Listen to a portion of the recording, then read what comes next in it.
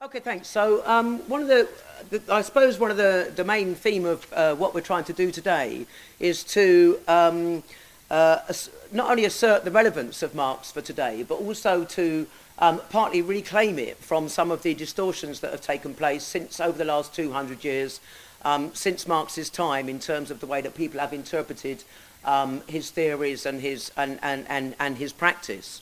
And one of the most common of those, which Alex referred to in the morning session, is that really all that Marx was interested in was what happens at the workplace, at the point of conflict between the worker and the employer, in terms of a kind of economic class struggle, and that he didn't really say very much about questions to do with wider instances of oppression and so on. And I think it's very important to reclaim Marxism and the Marxist tradition as one that has always been in the forefront of standing up for the oppressed and opposing oppression wherever it raises its head. And even if you just think about some of the things that Marx wrote about in the Communist Manifesto, for example, he launches quite a big attack on the role of the bourgeois family. In actual fact, fairly relevant to some of the things that are happening today, not that I want to be disrespectful to anybody, but he talks about bourgeois marriage. He compares it to being a form of prostitution in the way that women were treated in the way that women were treated within the family as what he called mere instruments of production. He talked about the claptrap that the bourgeoisie speak about the family and the importance of the family and so on. And he talked about the need for revolution not being simply something that is important in terms of ending the exploitation of workers, but actually something that is also important in terms of throwing off what he called the muck of ages, all the backward ideas inside people's heads that people might have around questions of nationalism, racism, sexism, and so on and so forth. So for Marx, those issues have always been very important issues. And I think the other thing that we need to do is to think about how we adapt and develop Marxist theory, that is at the same time as keeping the revolutionary core and the revolutionary role of the working class, which was Marx's fundamental insight, to also talk about how we can apply that to new situations. You can't go back and read Capital and say, well, what did he say about non-binary people? Or, what did he say about the trade union bureaucracy and so on and so forth? These are things that have been developed and are being developed by Marxist theorists. It's very important that we continue to do that. And in fact, people who've put into practice Marxism have always done that. So most famously, Lenin and the Bolsheviks, the leaders of the Russian Revolution, Lenin, in a very famous passage, said, "Our ideal should not be the trade union secretary, but the tribune of the people, who is able to react to every manifestation of tyranny and oppression, no matter where it appears, no matter what stratum or class of the people it affects, who is able to generalize all these manifestations and produce a single picture of police violence and capitalist exploitation." Now, the problem is, of course, that when you talk about being a tribune of the oppressed and standing up for all the oppressed people, that unity between different groups of oppressed people isn't something that just naturally happens. You can think today of all sorts of situations. Look at the situation in terms of the Palestinians and a number of Jewish groups over the question of the oppression of the question of the oppression of Palestinians. Look at the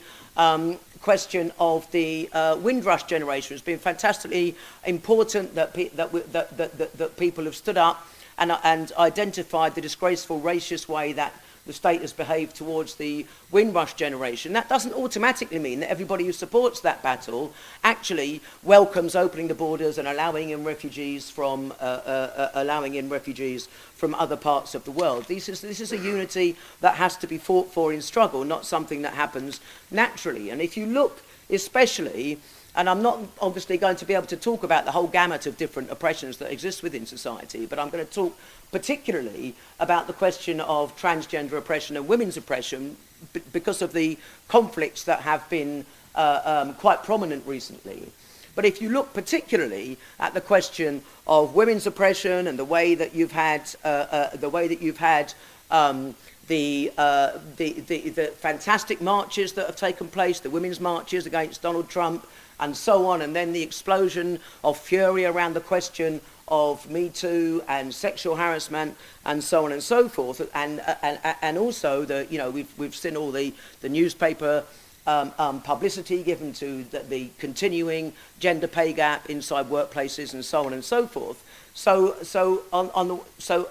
around the whole question of women's oppression, really growing numbers of young people, especially, getting really quite active in some kind of activity, and at the same time the question of transgender oppression, which has come to the fore because of proposed changes to the Gender Recognition Act, which will, if successful, allow transgender people to change their official documents, their birth certificate and so on and so forth, without having to go through a lengthy 2-year medicalised process, but instead being able to self-identify their gender, including a non-binary gender. So these are two movements which have really gained a lot of, become very visible, if you like, in the last in the last few years, and in which lots of people are getting very active, and it's brilliant to see so many people that are prepared to speak up, to go on demonstrations, and so on.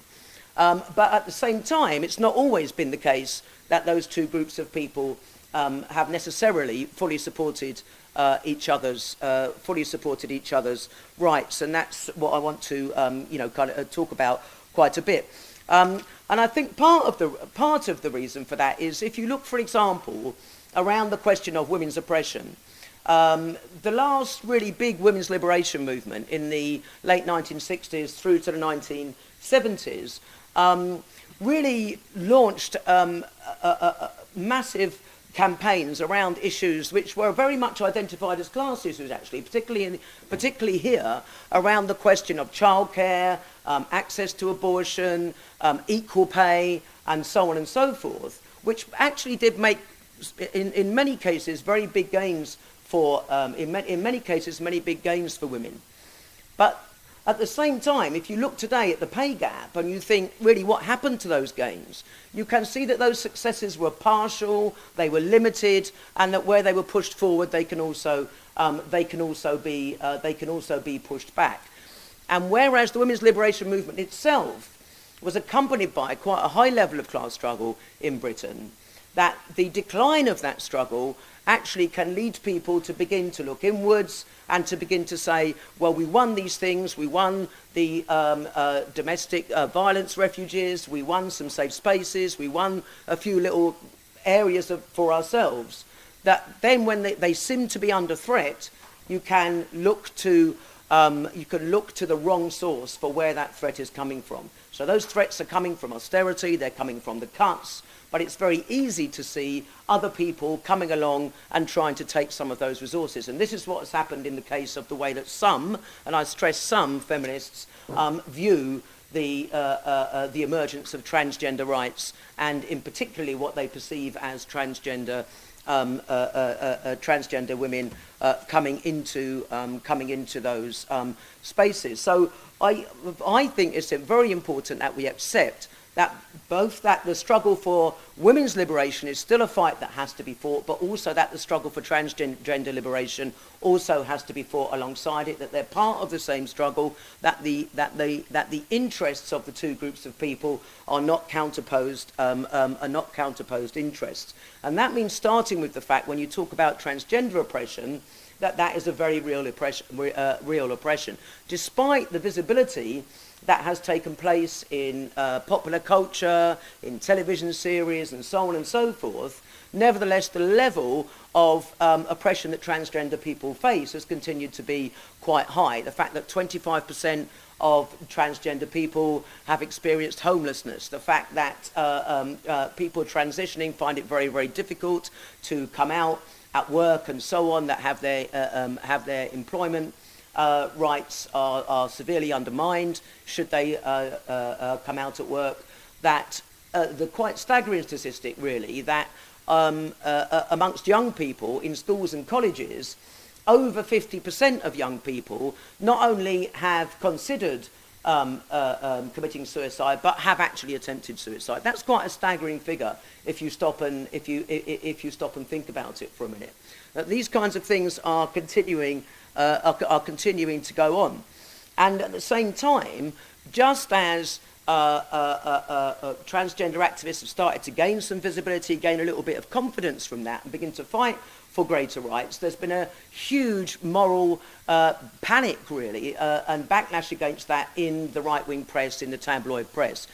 Screaming headlines about how you can't use the word mums anymore, about how children are being dragged out of primary school off to the gender reassignment clinic, and so on and so forth, really reminiscent of the panic that took place in the 1980s around the whole question of Section 28, which was an attempt by the Tory government at the time to stop people in schools talking about homosexuality and homosexual relationships being of equal value to heterosexual relationships. A really damaging piece of legislation that took many, many years to be repealed, and which had a hugely damaging effect on children, especially at school, who felt that they couldn't talk openly, and indeed on teachers who felt that they couldn't mention the subject in school and couldn't not only not come out themselves but also not support children in their school. And that idea of the corruption of children and so on is very much a strategy that the transphobic headlines in the Daily Mail, the Telegraph, the Times, and so on is promoting. And there's no question that when the proposed amendments to the Gender Recognition Act, the consultation that was supposed to take place on it, which would have allowed self-identification and would allow people to identify as non-binary, when that was put back, I did hear the other day, by the way, that it's coming, that they've now said they're going to set a date to proceed with the consultation. I don't know if anybody knows about that, but when that was put back, there is no question that that was a victory for the bigots. It was a victory for people like Dave Davis in the Tory party, a strong opponent of gender equality, and he said, although there is obvious need to protect someone who is transgender from bullying and victimisation, well, thanks, it's also important that we don't allow women's rights to be trampled on to allow those who are effectively cross-dressers to enter places such as changing rooms, hospital wards and prisons where women would expect privacy. In other words, a complete denial and trivialisation of what it is that transgender people, of the oppression that transgender people really feel. And behind that is really an attempt not just to block any extension of the Gender Recognition Act, but actually to overturn it altogether, to effectively deny that transgender people can be allowed any rights at all. And the problem is that you would expect this from a number of the right-wing tabloids. You'd expect it from The Sun and the Daily Mail and so on. You'd expect it maybe from Tory MPs. But what you wouldn't necessarily expect it from are a section of feminists, that some of which have a long tradition of fighting against gender stereotyping and for gender equality. And yet there is a website that has been set up, devoted to campaigning against the changes to the Gender Recognition Act, and on its homepage it says the following, set up by a group of feminists. We're an informal collective, mostly British, with urgent concerns about women's rights and freedom. Our independence is more threatened than it has been for a century. And you think, my God, for a century, what's happened? Are they talking about the rise of fascism and the far right in Europe, and what that might mean for women, and so on? No, as long as patriarchy keeps women at a disadvantage and promotes male violence, we will support sex-based protections and help for females. This means males should sometimes be separated from females, regardless of gender identity or expression. In other words, for them, the greatest threat to gains won by women is people who were not born as women being accepted as women. And I think that you then have to say, well, how do we manage to get a grip on this idea that we are fighting against oppression, and yet here are two groups of oppressed people, and a group that you would expect to be their allies, a section of that group is not only not standing alongside transgender people, but actually is actively campaigning against them. And I think for us as Marxists, we have to stop and look at the question of oppression and say, and ask ourselves what it is that is in the interests of the class as a whole. Just as Alex was talking about in the introduction, the question for us about oppression is about oppression dividing the class and about Marxists uniting the class in the fight for full human emancipation. And therefore it's incumbent upon us to always stand with the oppressed at any point. And that is why we have taken the position that we have in the Socialist Workers' Party to fully accept transgender women as women, transgender men as men, and to accept non-binary genders as being valid, and so on. And for us, you see, when we fight on these issues, when we fought over the question of abortion rights, and obviously people are continuing to do so, and, you know, good luck to all those campaigning to repeal the 8th Amendment in Ireland. I think the vote is next week, and so on. But socialists and Marxists have always fought for that as a class issue. We've always seen it as a class issue. Where a lot that you know, when we fought around the Corrie Bill in the 1980s, we went into the trade unions and we persuaded them that they need to be on that demonstration with their trade union banners, because attack on one is attack on all, because it is not in the men's interests if the women that they live with, that they mix with, that they work with, are denied full control over their bodies and therefore full control over their lives. That is absolutely in the interest of working class men and women to unite over that question. And that was an argument that was won and that resulted in a massive demonstration for abortion rights led by the led by the trade unionists. And we also presented it as a class issue from the point of view of who it is that has always had access to these rights if they want to get it. Actually, the ruling class have always had access to these rights and controls over their body. It's working class women are the ones who end up with the knitting needles and falling down the stairs and so on and so forth. So that was one clearly as a class argument, and that was very important that it was very important that that happened, because we fought for the right for us to control our bodies and not simply to be seen as walking wombs there to breed the next generation of workers, which is how the ruling class would like to see us. We fought against that level of biological determination, if you like. And I think in the same way, it's important that when we talk about people's gender identity, we don't accept the fact that that is determined by the particular sexual characteristics, the genitals or what have you, that people are born with. That people have the right to decide their own. That people have the right to decide the gender identity that they feel most comfortable with. That is a matter of basically defending people's democratic right to autonomy over their own body. Because what is the alternative? The alternative is that somebody else sets up a series of experiences or physical characteristics that everybody has to have gone through in order to be accepted into the category woman. And once you decide that you're going to do that, you then have to say, well, who is going to police that? Who's going to make that decision? How is it going to? How is it going to be policed? For example, Caroline Flint, who is in the Labour Party, an opponent of Jeremy Corbyn. Jeremy Corbyn, by the way, has a very good position on the question of supporting transgender rights. Caroline Flint is a prominent critic of Jeremy Corbyn, and she says, it's difficult to judge if someone says they define themselves as a trans woman, but for all intents and purposes, they look and sound like a man. Hey, you need to stop and think about that for a minute. What does look and sound like a man really mean? Who is to judge who looks and sounds like a man? What is a man supposed to look and sound like? What is a woman supposed to look and sound like? And I actually think it is hugely in everybody's interest that we break down that idea, that there is this way that you are supposed to look and sound if you're a man or if you're a woman. I always, on the phone, am called sir by somebody I don't know. Always. In shops, about 50% of the time, can I help you, sir? Going into toilets, unless I really make the effort, which I sometimes do, to unzip my jacket and really stick my breasts out. Excuse me, this is a woman's toilet.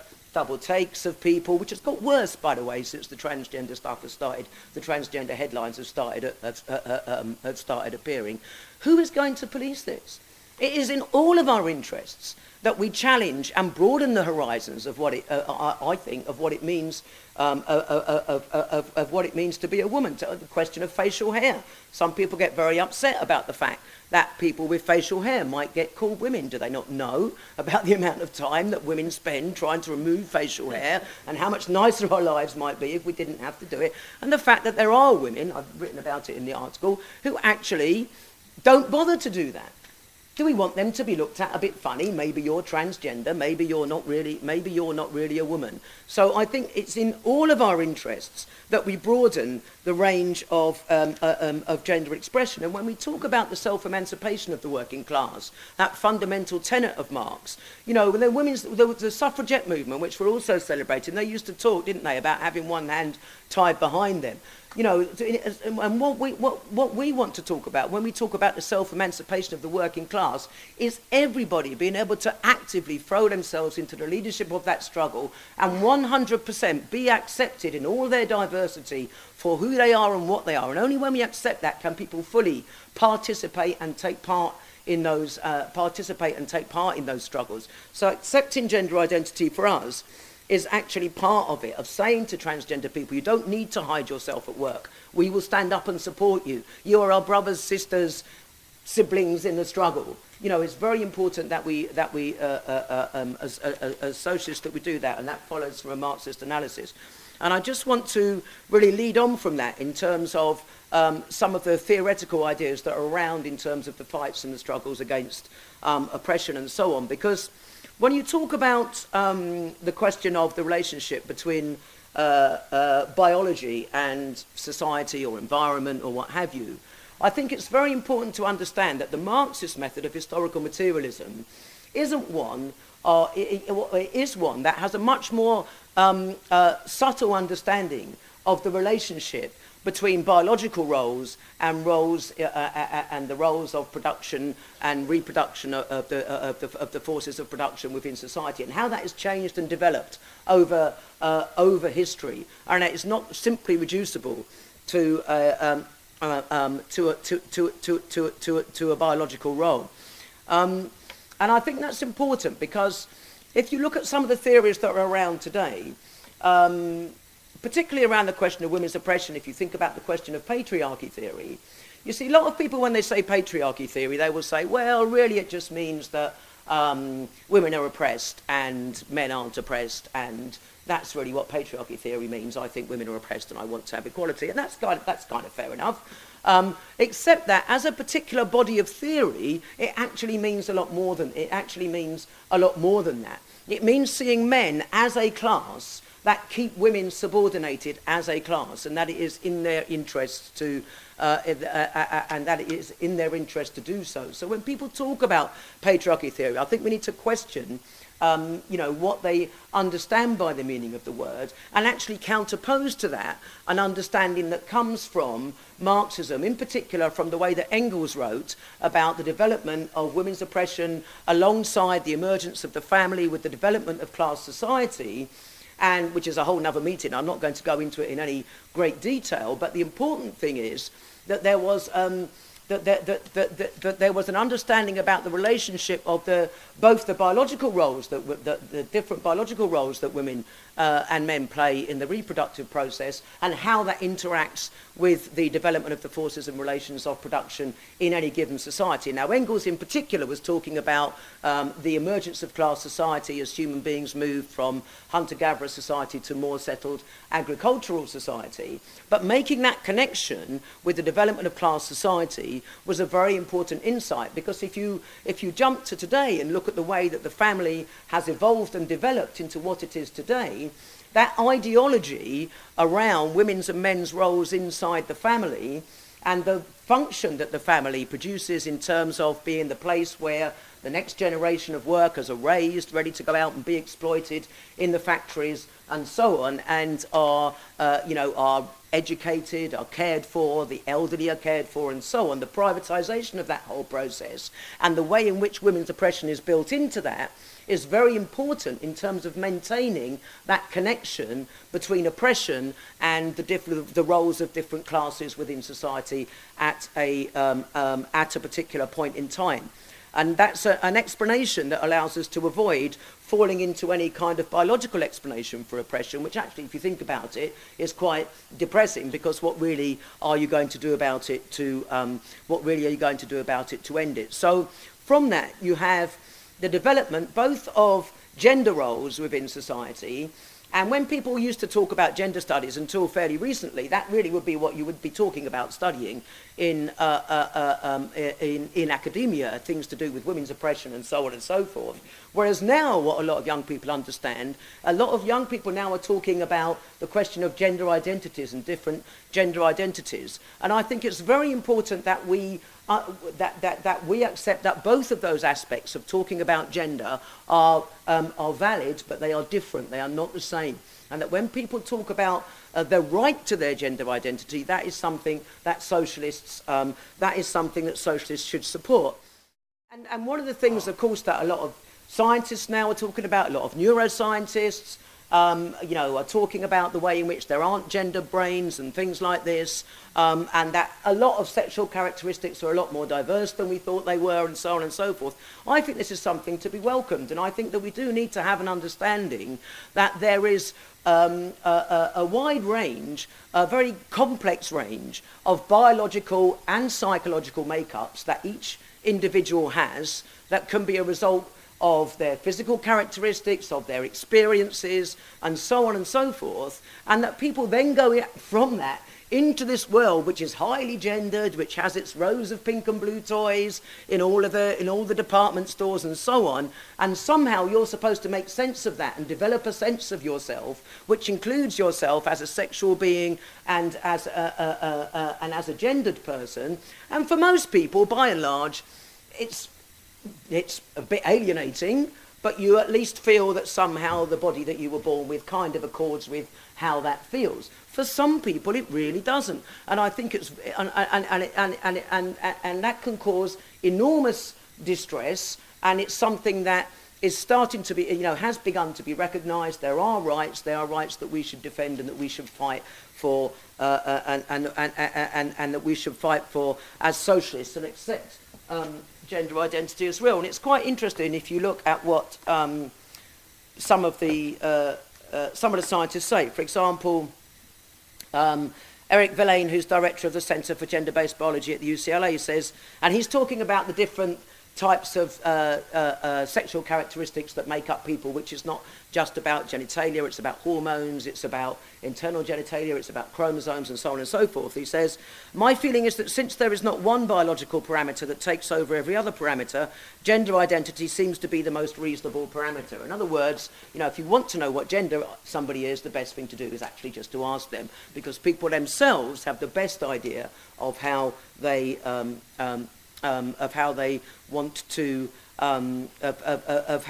identify. I think it's important at this stage to say that as socialists we support that fully, but actually for a lot of feminists do as well. This is quite often posed as a false argument between transgender activists and feminists. I don't like to use the term trans-exclusionary radical feminists, partly because a lot of feminists, A, they're not all radical feminists, and B, even all radical feminists don't actually support the position of refusing to accept transgender women as women. Catherine McKinnon, for example, often held up as an icon of radical feminism, has changed her position on the subject and says what I wrote a long time ago that, isn't really valid anymore, and so on and so forth. And I think another thing we have to do as Marxists is leave room for people's ideas to change. This is another thing that Marx says, doesn't he, that people's ideas can change. They can change in struggle, they can change through a whole range of different experiences and in the course of argument. And I think that's something that we should do, because we are beginning to win that struggle.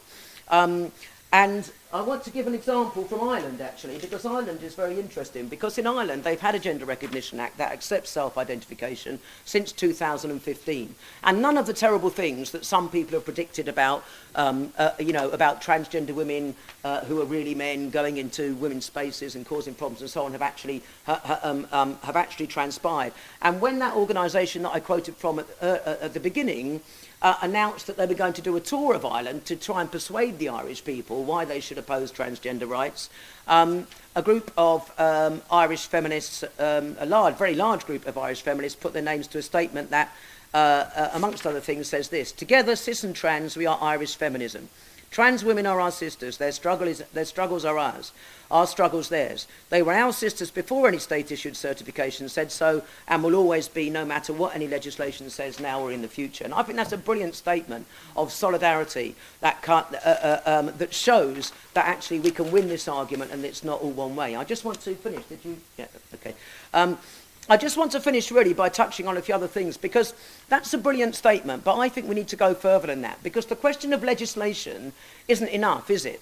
We know this from the Equal Pay Act. We know that equal marriage didn't bring gay rights, and so on and so forth. Passing the GRA amendment isn't going to bring liberation for transgender people. It's going to make life a little bit easier for some of them, but it is not going to bring liberation, full acceptance of a whole range of gender identities, and so on and so forth. What we really need to do is do what Marx advised and actually carry out a thoroughgoing revolution led by the working class that gets rid of a rotten society that produces all forms of oppression. And in the course of trying to win an argument about why we need to do that, the question of politics is absolutely essential. And so just before I finish, I want to touch on a couple of theories that people might want to pick up in the discussion. For example, the question of intersectionality that's very common in academia at the moment in terms of the fight against oppression. You see, I think intersectionality partly arose as a response to what Alex talked about this earlier, the rise of the ideas of Foucault that turned away from the class and looked in on identities and so on. And people said, well, look, hang on a minute, we don't have to just look in on our own identities, we need to look about how all these different identities interact and so on and so forth. And, to that extent, was an effort to move away from a more inward-looking politics. The thing is, I don't think it takes us as far, actually, as Marxism takes us, because what's the Marxist position on oppression? The Marxist position on oppression is unconditional solidarity. And I'll tell you one of the slogans I don't like about intersectionality is when it says, I'm not interested if your feminism isn't intersectional. What does that mean exactly? What does it mean? Does it mean if you see a Muslim woman being attacked in the street, you're going to ask her about her position on, I don't know, gay rights or something before you decide you're going to defend her? You see, I don't think intersectionality helps us as a guide to action. I think the idea that we stand in unconditional solidarity with the oppressed does help us in terms of a guide to action. And so there are other issues around the question of intersectionality, about explaining where oppression comes from and so on, that also mean that I think it's not particularly helpful. And again, privilege theory, which looks like it's kind of common sense, doesn't it? You're oppressed, I'm oppressed because I'm a woman, you're not oppressed because you're a man, therefore you've got some privilege over me. It kind of seems like common sense, doesn't it? But aren't we just saying that some people are oppressed and some people aren't? Except that the use of the word privilege implies some kind of benefit derived to you. In other words, some kind of interest that you have in maintaining that oppression.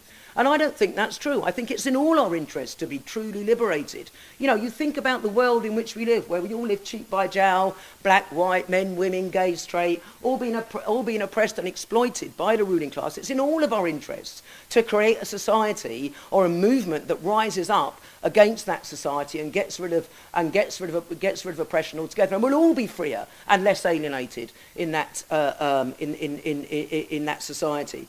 So I think I do think there's a problem with privilege theory, and of course what Marxism helps us to do, doesn't it, is to go beyond the common sense and look at the reality and look at it from the interests of the class as a whole. So when it comes to looking at struggles around oppression, whether it's over the question of immigration rights, whether it's over the question of Black Lives Matter, whether it's over the question of abortion rights, and so on and so forth. When it comes to struggle around the questions of oppression, it's very important that we come to it as a class issue, both in terms of explaining why it's in the interests of the whole class to end oppression, but also because we're only going to be truly successful if we don't limit ourselves to winning legislation within the current society, but if we fight by revolutionary methods, utilising the power of the working class and Marx's fundamental insight that only the working class truly has the power to rise up and fight and create a new society, that only by bringing that particular politics to the struggle can we ensure that it will be successful.